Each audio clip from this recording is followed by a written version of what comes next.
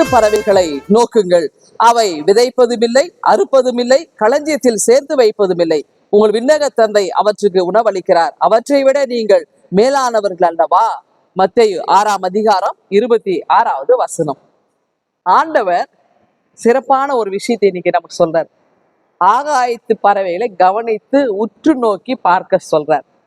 சில நேரங்களில் மனுஷன் பறவைகளிடம் இருந்து கூட நற்காரியங்களை கற்றுக்கொள்ள முடியும். அப்போ 2000 வருஷத்துக்கு முன்னாடி சொன்னார், இன்றைக்கும் அவைகளிடம் இருந்து நாம் மனிதன் கற்றுக்கொள்ள வேண்டும்.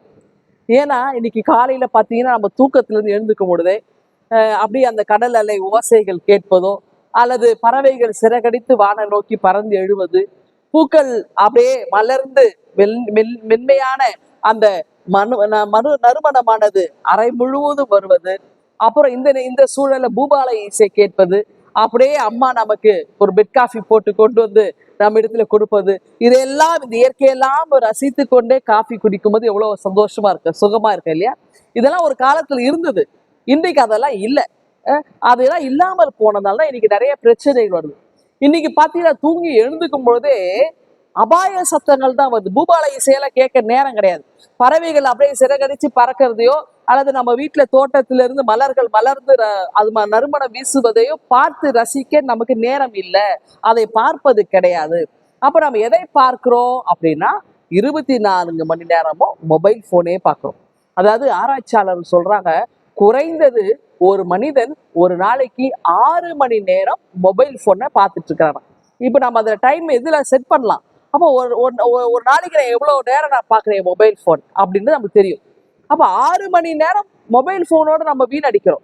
அப்போ இதனால என்ன ஆகுதுன்னா, ரேடியேஷன் அதிகமா வரதுனால இன்னைக்கு இந்த சிட்டுக்குருவி இனமே அழிஞ்சு போயிடுச்சு இல்லையா? இந்த ரேடியேஷனால இன்னைக்கு பறவை இனங்கள் அழிந்து போகிறதற்கு காரணமாயிடுச்சு. மனிதன் ஒருவரோட ஒரு பேசுவதற்கு இல்லை. ஒரு பயணம் செய்யும் பொழுது, அல்லது பேருந்திலோ அது ரயில் பயணம் நம்ம செய்யும்பொழுது அக்கம் பக்கத்துல நம்ம பேசுவோம், சில காரியங்களை நம்ம பார்ப்போம். இன்னைக்கு அதெல்லாம் இல்லை. எந்திரிச்சு உட்கார்ந்த உடனே நம்ம மொபைல் போனை பார்த்துட்டு இருப்போம். எதிர்க்க என்ன பக்கத்துல எனக்கு நமக்கு தெரியாது. மொபைல் போன் பார்த்துட்டே சாலையில நடப்பது, இதனால பல விபத்துகள் வருது. அப்போ நம்ம தூங்கி எழுந்த உடனே இதெல்லாம் சில விஷயங்களை ரசிக்காமல் நமக்கு காலையில எழுந்துக்கும் போது பூபால இசைக்கு பதில் ஆம்புலன்ஸோட சத்தம் தான் நமக்கு கேக்குது. அப்போ மனுஷன் எப்போ பார்த்தாலும் நம்ம ஒரு டிவி வச்சாலும், ரேடியோ வச்சு, இப்ப யாரும் ரேடியோ கேட்கறது இல்லை, அதில் செய்தித்தாள் படிச்சாலும் நமக்கு பார்த்தீங்கன்னா எதிர்மறையான செய்திகள் நிறைய நம்ம கண்ணில் படுது. அதாவது ஆக்சிடென்ட் ஆகிறது, அடி கொலை குத்து, இதை தான் நம்ம பார்க்குறோம். அப்போ இதெல்லாம் இன்றைக்கு அதிகமான வன்முறை சூழ்ந்ததுனால மனிதனை எங்க கொண்டு போய் நிறுத்துதுன்னா ஐசியூல கொண்டு போய் நிறுத்துதுங்க. அப்போ பழைய நாம் இழந்த 80களிலே இருந்த 70களிலே இருந்த அந்த மகிழ்ச்சி இப்ப இல்லை. மீண்டும் அது நமக்கு வரணும். அப்படி வந்தாதான், அந்த உணவின் முறை வந்தாதான் நமக்கு மீண்டும் மனிதன் ஒரு புத்தாக்கம் பெற்றவனாக இருப்பான். அப்போ அந்த ஐசியூல போய் உட்கார்ந்துட்ட பிறகு நம்ம சம்பாதித்த பணம், நம்முடைய சாதியம், நம்முடைய மொழி, நம்முடைய கலாச்சாரம், நம்முடைய அந்தஸ்து, இதெல்லாம் ஒண்ணுமே இல்லை, உயிர் வாழ்ந்தா போதும் அப்படின்ற ஒரு எண்ணம் நமக்கு வரும். அந்த சூழல தான் ஆண்டவர் சொல்றாரு, ஆகாயத்து பறவைகளை பாருங்க, அது சந்தோஷமா இருக்கு. நாளை குறித்த கவலை, எதை பத்தியாவது கவலைப்படுதா? ஒரு இயற்கை எதை குறித்தும் கவலைப்படும். இயற்கை சந்தோஷமா இருக்கு இல்லையா? அது ஆடி பாடிடுது. கடல் அலைகள் அப்படியே நடனம் ஆடி தாவை ஓடி வருது இல்லையா? அவங்க எல்லாம் மகிழ்ச்சியா இருக்குது. உன்னை சுற்றி இருக்கிற எல்லாமே மகிழ்ந்து இருக்கிறது. அப்போ தாவரங்கள், பூக்கள் அது வேலையை அது அழகா செய்யுது. அது அரும்பிடுது, அப்புறம் மொட்டு அரும்பாகிறது, அதன் பிறகு மலர்கிறது, மனம் வீசுகிறது, அதன் பிறகு வாடிப்போ, அதை பத்தி கவலை இல்லை, இன்னொரு பூ பூக்குது.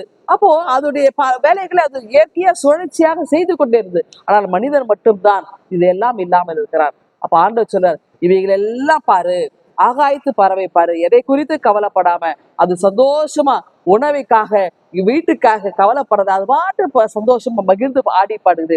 நீயும் அது போல. ஏன்னா அவர்களுக்கு உணவளிக்கிற நான் உன்னை கைவிட்டுருவேனா? உனக்கும் நான் உன்னுடைய தேவைகளை சந்திப்பேன்ல ஆண்டவர் சொல்றார். அப்படி என்றால் நம்முடைய அதினத்தின் காலத்தில் நம்முடைய தேவைகளை சந்திக்கிற ஆண்டவர் இந்நாளையில உங்களோடு பேசுகிறார். கடவுள் உங்க தேவைகளை சந்திக்கிறவராக இருக்கிறார். நீங்கள் கவலையெல்லாம் தூரம் தள்ளிட்டு இந்த நாளை மகிழ்ச்சியாக இருக்கணும். ஆண்டவர் அதைத்தான் நமக்கு கொடுக்கிறார். எவ்வளவு காலம் இந்த உலகத்துல வாழ போறது தெரியாது. வாழுகின்ற வரை மகிழ்ச்சியாக, சந்தோஷமாக, அதே நேரத்திலே நாம் என்னெல்லாம் செய்ய வேண்டும், இதையெல்லாம் நாம் வாழ்க்கையை தவிர்த்து எதெல்லாம் நமக்கு நித்திய மகிழ்ச்சி கொடுக்குமோ அதை மாத்திரம் நாம் தேடி பின்பற்றி செல்ல ஆண்டவர் நம்மை அழைக்கிறார். இந்த சிந்தனையோடு இதனாலே நீங்கள் தோங்குங்கள். ஆண்டவர் உங்களை ஆசீர்வதிப்பாராக. ஆமென். எங்கள் அன்பின் ஆண்டவரே, நித்திய மகிழ்ச்சி இடத்தில் உண்டு, அதை நாடி செல்ல எங்களுக்கு கிருபை தாரும். மீட்பர் இயேசுவை ஜெபிக்கிறோம் எங்கள் அன்பின் கடவுளே. ஆமென்.